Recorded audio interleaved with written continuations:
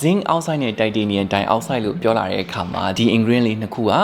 ဒါပေမဲ့လို့ကျွန်တော်တို့ဒီ mask ထဲမှာထည့်ထားတဲ့အခါမှာကြတော့ဘယ်လိုမျိုးလေးအထောက်ပံ့ပေးလဲဆိုတာလေးကိုဆရာမရှင်းပြပေးပါအောင်ခင်ဗျာ zinc oxide ကသူက oil regulation ပေါ့နော်ဒီအစီပြန်တာများတဲ့သူလေးတွေဆိုလို့ရှိရင်ဒီအစီထိန်နဲ့အာနိသင်လေးရှိနေတယ်ပေါ့နော်အဲ့အတွက်ကြောင့်မို့လို့ဒီ ingredient လေးဒီ zinc oxide လိုဟာမျိုးလေးဒီထဲမှာပါခြင်းအပြင်ဒီဝက်ချန်နဲ့အစီပြန်တဲ့အသားရည်အတွက်ဒီကောင်းတဲ့အာနိသင်လေးတွေရနိုင်တယ်ပေါ့နော်မင်္ဂလာပါကျွန်တော်စနိုက်ပါကျွန်တော် of course ကျွန်တော်ရဲ့ acne series လေးနဲ့ပတ်သက်လာလို့ရှိရင်ကျွန်တော်ရဲ့ဘွားတူဝက်ချန်ညီကိုမောင်မတွေအနေနဲ့အမြဲတမ်းသိချင်တာလေးတွေအများကြီးရှိတတ်ပါတယ်အဲ့ဒါကြောင့်မို့လို့ကျွန်တော်တို့ရဲ့ chicken လေးစားရတဲ့ဒေါက်တာမီကိုအားလုံးရဲ့ကိုစားသိချင်တာလေးတွေမိဖို့အတွက်ကျွန်တော်ဖိတ်ကြားထားပါတယ်ခင်ဗျာမင်္ဂလာပါဆရာမကြီးမင်္ဂလာပါကိုစစ်ဟုတ်ကဲ့ပါဒီလိုမျိုးလေးအချိန်ပေးပြီးတော့မိကွန်းလေးတွေလာပြီးတော့ဖြည့်ပေးတဲ့အတွက်လည်းကြိုပြီးတော့ကျေးဇူးတင်ထားပါရစေဟုတ်ကဲ့ကျေးဇူးပါကိုစစ်ဟုတ်ဆရာမဆိုတော့ပထမဦးဆုံးမိကွန်းကကြတော့ကျွန်တော်တို့ရဲ့ဒီ acne mask လေးနဲ့ပတ်သက်ပြီးတော့ဗောနော်ဆိုရင်ပြောရရင်တော့ဒီ zinc oxide နဲ့ titanium dioxide လို့ပြောလာတဲ့အခါမှာကျွန်တော်တို့ဝက်ချန်သမားတွေအနေနဲ့ရောဒီတခြားဗောနော်အရေးပြားနဲ့ပတ်သက်ပြီးဂရုစိုက်ရတဲ့သူတွေအနေနဲ့နီလောင်ကာနဲ့ပတ်သက်လို့ရှိရင်တော်တော်ရင်းနှီးပြီးသားဒီ ingredient လေးနှစ်ခုကဒီဝက်ချန်သမားတွေအတွက်လည်းအများကြီးအဆင်ပြေရဆိုတော့သူတို့သိပြီးသားဒီနီလောင်ကာအတွက်ကိုဟုတ်ကဲ့ဟုတ်ဒါပေမဲ့လို့ကျွန်တော်တို့ဒီ mask ထဲမှာထည့်ထားတဲ့အခါမှာကြတော့ကျွန်တော်တို့ဒီဝက်ချန်ရှိရဲ့အရေးပြားအတွက်ကို mask တစ်ခုအနေနဲ့ဘယ်လိုမျိုးလေးအထောက်ပံ့ပေးလဲဆိုတာလေးကိုဆရာမရှင်းပြပေးပါအောင်ခင်ဗျာဟုတ်ကဲ့ကိုစစ်ပြောသလိုပဲပေါ့နော်ဒီ zinc oxide တို့နောက် titanium dioxide တို့က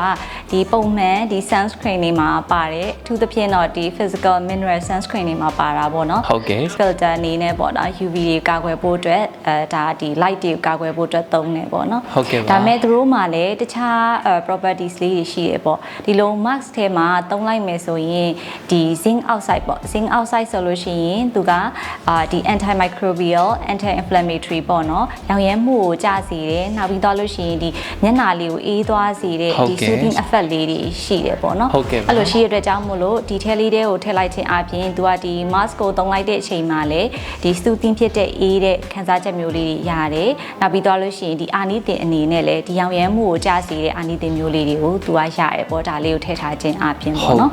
နောက်ပြီးတော့ရင်ဒီ zinc oxide ကသူက oil regulation ပေါ့နော်ဒီအစီပြန်တာများတဲ့သူလေးတွေဆိုလို့ရှိရင်ဒီအစီထိန်နဲ့အာနိသင်လေးရှိနေတယ်ပေါ့နော်အဲ့အတွက်ကြောင့်မို့လို့ဒီ ingredient လေးဒီ zinc oxide လိုဟာမျိုးလေးဒီထဲမှာပါခြင်းအပြင်ဒီဝက်ချန်နဲ့အစီပြန်တဲ့အသားရည်အတွက်ဒီကောင်းတဲ့အာနိသင်လေးတွေရနိုင်တယ်ပေါ့နော်နောက်ပြီးတော့ရင်ဒီ titanium dioxide ဆိုလဲဒါအတူတူပဲပေါ့နော်သူတို့မှာဟို ingredient ရဲ့ပုံစံဟိုကသူက clog မဖြစ်စေဘူးဝက်ချန်လေးဆိုလို့ရှိရင်နောက်ပြီးတော့လို့ရှိရင်ဒီ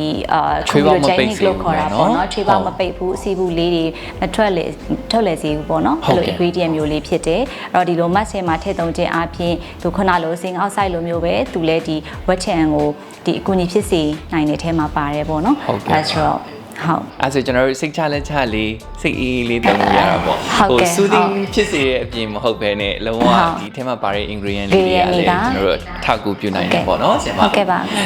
ဟုတ်ကဲ့ပါကျေးဇူးအများကြီးတင်ပါတယ်ဆရာမ